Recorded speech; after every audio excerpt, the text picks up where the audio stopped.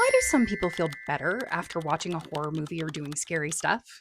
How can an experience that makes us so physically uncomfortable actually be good for us? Cultural theory says it is, and I'll tell you exactly why, but you probably already know why, kind of intuitively. This is Pop Smart, where we turn popular culture into tools you can use to create a more joyous and just world. In other words, muse you can use.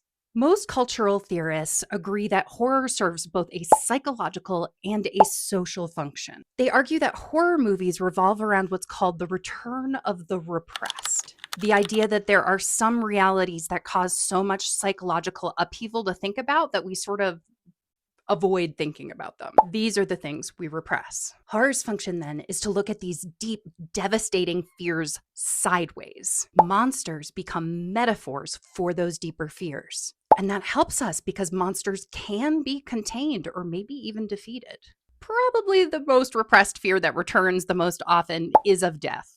Duh. Murder, accidents, losses. But horror can also take on other psychologically disruptive things like grief, generational trauma, or racism. Horror shrinks our biggest, most unmanageable fears into something smaller and tangible. Still terrifying, but compact enough that it can be reckoned with. It takes free-floating anxiety and gives it shape. So over the course of the movie, we can project our bigger worries and anxieties onto something we can actually see and maybe survive. That's the power of horror. It lets us face the unfaceable in a safe, symbolic way. It reminds us that fear isn't something we can just survive, it's something we can actually learn from. So tell me in the comments, which horror movie left you feeling strangely better afterwards? Was there one, or was there one that made you feel a lot worse?